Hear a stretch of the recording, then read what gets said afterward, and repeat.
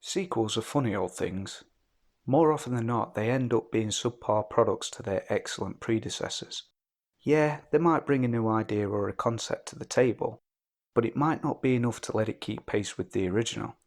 Sometimes a sequel might actually come out swinging. It'll stand proud alongside the first film, showing the world that it has what it takes to be treated with the same level of respect, but still not quite managing to deliver a knockout blow to crown itself as the better film. And other times, a sequel is just plain crap, a complete waste of time that brings nothing new or exciting or compelling.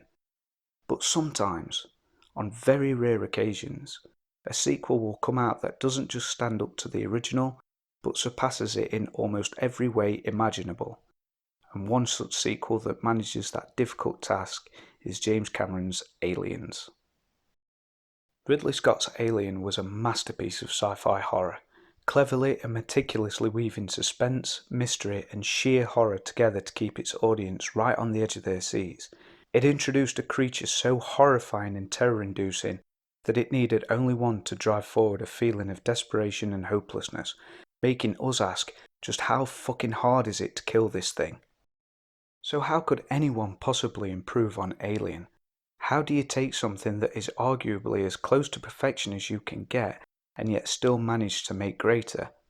The answer was to take the sequel in a completely different direction.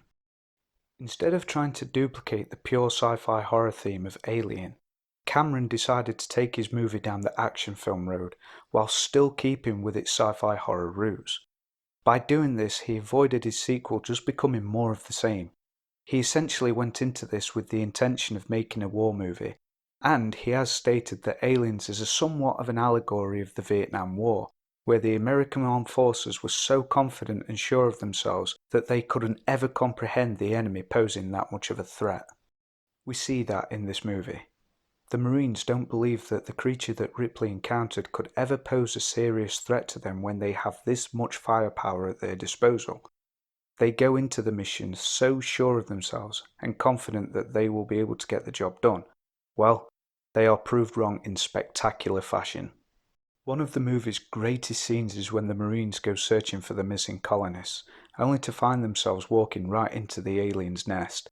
The shit hits the fan and the once cocksure and fearless platoon find themselves scrambling in panic as they are set on by not just one, but hundreds of xenomorphs, losing half of their squad in the attack. Thanks to Ripley's bravery, she manages to save those who are left and gets them to safety, and it's only now do they realise the seriousness of the situation. Speaking of Ripley, Sigourney Weaver does a stellar job of reprising this role. Cameron's script builds on her character in all the right ways. She's a broken character at the beginning, coming to terms with some harsh realities. She has missed 57 years of her life after drifting through space in hypersleep. She discovers her daughter has died and is also dealing with PTSD from the events of the first film. To top it off, she also discovers that the nefarious Weyland-Yutani Corporation has now established a colony on LV-426, the very planet where she and her crewmates first discovered the alien. We see her character develop through the film as she faces her fears, and after rescuing Newt, the only survivor of Hadley's home, she instinctively becomes a mother figure to her, vowing to protect her at all costs. This is where I believe the special edition of the film plays its vital role. In the theatrical cut, the audience isn't told about Ripley's daughter, but thanks to the inclusion of this scene, we are given a very important piece of information, which then makes Ripley's mission to protect Newt all the more understandable. Ripley is arguably one of the most badass characters ever committed to film. Unlike a lot of so-called strong female characters we get this day and age, her character is built with care and consideration. She is placed in challenging and dangerous situations and is forced to use whatever is available to her in the moment, both in the physical sense and the mental. She isn't just given her strength and resilience and guile, her character works for it, and by the end of this movie she is firmly cemented as a true hero and warrior, as well as a kind and compassionate human being. The Marines are all well written too, with some standout performances from the likes of Bill Paxton, Michael Biehn and Jeanette Goldstein to name just a few. Their camaraderie oozes from the screen and each character feels unique. My favourite has to be Hudson, a cocky private who seems to have an answer for everything, but just becomes so overwhelmed by the desperate situation they're all in, which often results in some brilliant one-liners. Fucking A. Well, that's great. That's just fucking great, man. We're some real pretty shit now, man. I say we grease this rat fuck son of a bitch right now. Michael Biehn as Corporal Hicks is the level head of the group.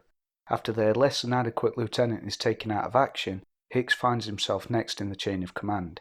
He shoulders this burden well considering the predicament he finds himself in, and his on-screen chemistry with Weaver is great to watch, with the pair of them delivering subtle hints of their characters' liking for one another. It's also worth noting Lance Henriksen's portrayal of the android Bishop, a character who Ripley is very wary of throughout the movie considering her last experience with Ash from Alien. She does not trust him and does not want to be anywhere around him. But as the movie progresses, she begins to see she might be wrong about him as Bishop offers to help the team where the others refuse. In the final act, when Ripley rescues Newt, she heads back to the landing zone to be picked up by Bishop, but he isn't there. Ripley curses him out and prepares for a gruesome death, but at the last second he reappears to rescue them. I can only imagine the applause in the cinema when that happened. And lastly, another great performance in this movie that I feel needs mentioning is from Paul Reiser, who plays Carter Burke, an employee of Weyland-Yutani hired to act as a guiding hand and liaison of sorts to Ripley. Ripley doesn't trust him at first given her history with the company, but Burke does his best to try and convince her that he is a trustworthy guy. This, of course, turns out to be complete bollocks as it is discovered that Burke is there to secure a live specimen for the company's bioweapons division. Ripley discovers his plan and threatens to expose him, but Burke counters and tries to implant Ripley and Newt with embryos from the two facehuggers the colonists managed to keep alive. It's a brilliant scene from start to finish. The tension is immediate when we put two and two together, that Ripley and Newt have been placed in a terribly frightening situation, but thanks to the quick thinking of Ripley and the heroics of the Marines, they are saved, and Burke becomes public enemy number one. James Cameron's screenplay is masterfully written. Even though the full cut of the movie stands at just over 2.5 hours, it really doesn't feel like it is that long. Each scene, with the exception of one or two, feels needed and perfectly timed. The action moves along at an almost perfect pace and it never allows our characters to take much of a breath. From their initial battle with the horde of aliens, they encounter problem after problem. They get stranded on the planet after their dropship crashes. They then face an agonizing 17-day wait to be rescued, but even that is thrown into the air with the discovery that the whole place is going to go nuclear in a few hours due to the damage caused by the dropship crash. Cameron's script never lets his characters rest. It's pressure upon pressure, and that transfers brilliantly to the characters and their traits, such as Hicks becoming more and more focused, and Hudson, well, becoming more and more like Hudson. Hey, maybe you haven't been keeping up on current events, but we just got our asses kicked, pal. But I think where the movie really stands out here is the exploration of the creature itself. Taking the original design from H.R. Giger and expanding on it was a stroke of genius. They're not just lone killing machines, but part of a bigger whole. Like ants, they are part of a social order where they all work together, building nests and ensuring their numbers increase. And, like ants, they have a mama. She's badass, man. I mean big. The introduction of the alien queen meant that all bets were off. It was the very thing needed to stitch up the one or two loose threads that Ridley Scott's Alien left behind. And this thing is terrifying, a creature of nightmares. It was the perfect invention this movie needed, a monster even more horrific than what Ripley could ever imagine, and was the perfect enemy for her to face off against. The final battle with the Queen is extraordinary. There is something about using real models and effects that you just can't beat. Nowadays, this movie would have been made using largely CGI, and while I'm not dead against using these techniques, I believe CGI should only be used when absolutely necessary. Thankfully, this film uses practical effects throughout and they look fantastic even now.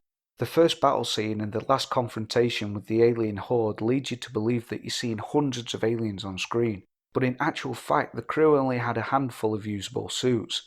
It's a great example of showing only what you need to see so that your imagination can fill in the gaps. Now we can't ignore the legacy this movie left. It spawned a huge amount of other media such as comics, books and video games, and, for better or for worse, the other movies. I remember me and my brother being obsessed with this movie when we were kids. We collected as many comics and books as we could, and we'd often tape our toy guns together Ripley style so we could pretend that we were Marines killing the xenomorphs. And thanks to this film, I made one or two great friends in school after discovering we shared a love of the universe that the filmmakers had created. Honestly, there is so much more I could ramble on about in regards to this film. This film proved to us that sequels can be excellent when done right, and in my humble opinion, it is one of the greatest movies ever made. I never get bored of watching it, and I doubt I ever will. Aliens is quite simply a timeless classic.